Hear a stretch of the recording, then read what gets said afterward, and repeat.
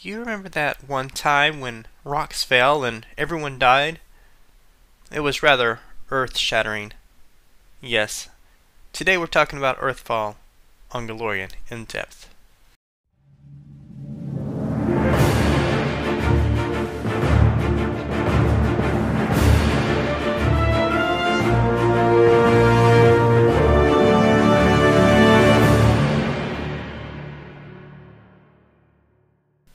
Thousands upon thousands of years ago, the human civilization on Golarion began to thrive.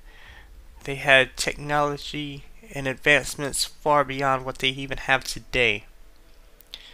Two major human realms were Thessalon and Aslant.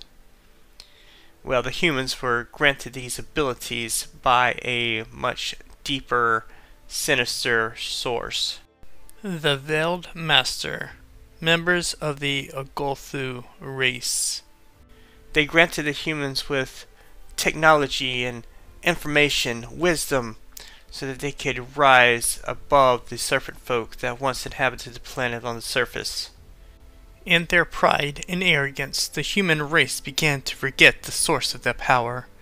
The Ogolthu were forgotten.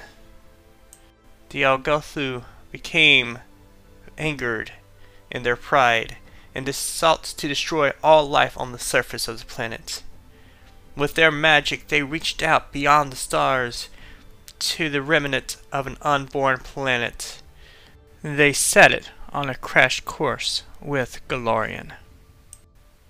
Agavana, the goddess of moon and battle, pulled Golorion's moon from its very orbit to intercept with this massive meteor. The impact with the moon shattered the world-killing projectile into thousands of pieces, but it did not slow or deflect it from its course.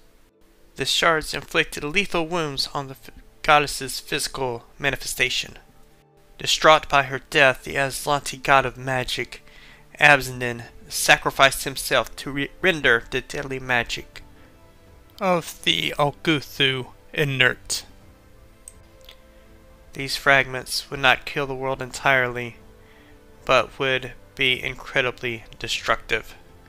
They crashed into the surface of Golarion, creating massive tidal waves and earthquakes. It destroyed the nations of Aslant and Thessalon. And the impact destroyed the land bridge between Avestan and Garun, where the Ark of Eredin is located today. Water from the Arcadian Ocean flowed eastward into this crater, forming the Inner Sea. The elves of the Mordian Spire foresaw this disaster. After warning their kin, many elves fled Golarion through magical portals to the mysterious realm of Sovereign, and would not return for several millennia.